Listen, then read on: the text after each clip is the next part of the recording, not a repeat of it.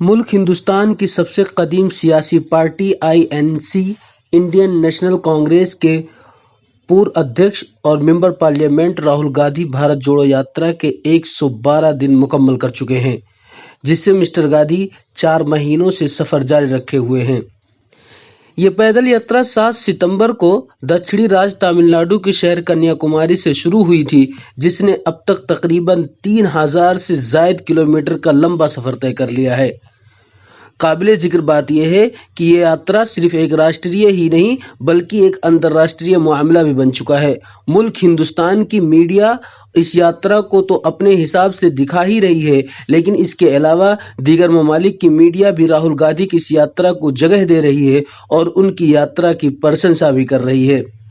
Germany Broad casting DW نے گزشتہ مہینے دسمبر کے دوسرے ہفتے میں لکھا تھا کہ کانگریس پارٹی اس یاترا کے ذریعہ مہنگائی اور بے روزگاری کو دور کر کے نہ صرف اپنی کھوئی ہوئی سیاسی طاقت کو حاصل کرنا چاہتی ہے بلکہ وہ راہل گاندھی کو ایک بہترین لیڈر کی شکل میں کامیاب بھی بنانا چاہتی ہے۔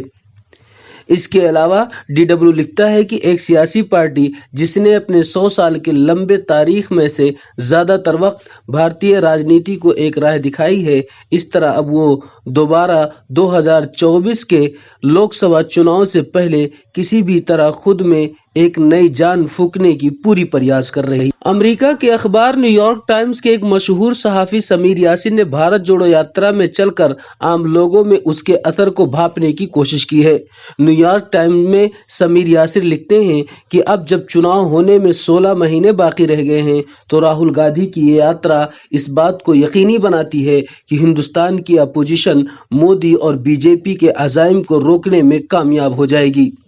پاکستان کے اخبار ڈان لکھتا ہے کہ راہل گاندھی اپنی بھارت جوڑو یاترا کے ذریعہ اپنی پارٹی اور ملک کی خستہ حالت کو سدھارنے کی پوری کوشش کر رہے ہیں۔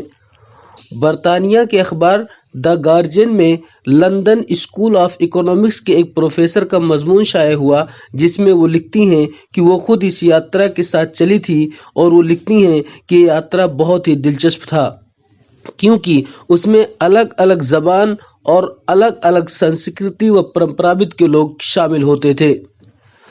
پتہ یہ چلا کہ راہل گاندھی کی یہ بھارت جوڑو یاترا بین الاقوامی میڈیا کی نظر میں اس بات کی جانب اشارہ کر رہی ہے کہ راہل گاندھی اپنی اس یاترا کے ذریعہ ملک کو بحالی کرنا چاہتے ہیں اور ملک میں امن و امان کرنا چاہتے ہیں،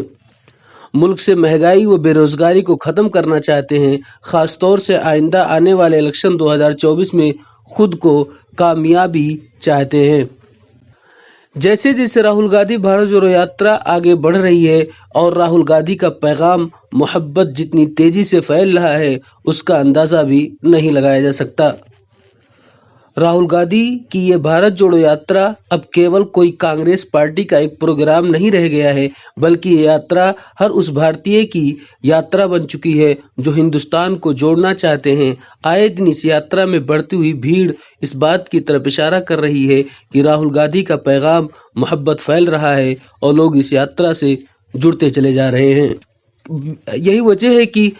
بہار کے وزیر اعلیٰ نتیش کمار، راجستھان کے مکھیہ منتری اشوک گہلوت کے قول کے مطابق وزیر اعظم نریندر مودی فی الحال راہل گاندھی کی بھارت جوڑو یاترا سے اس قدر سہمے ہوئے ہیں کہ انہیں ڈر ہے کہ کہیں 2024 کے الیکشن میں راہل گاندھی مودی جی کو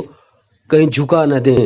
اسی وجہ سے نتیش کمار نے کہا تھا کہ وزیر اعظم نریندر مودی راہل گاندھی کی یاترا کو کورونا مہاماری کا حوالہ دے کر بند کرانا چاہتے ہیں کیونکہ راہل اپنی یاترا کے ذریعہ لوگوں میں بہت ہی معروف و مشہور ہو رہے ہیں اور لوگ بھی ان کی یاترا میں جڑ رہے ہیں اور یاترا کی جانب سے بھارت جوڑنے کے واسطے سے چلے آ رہے ہیں۔ Bureau report NIN۔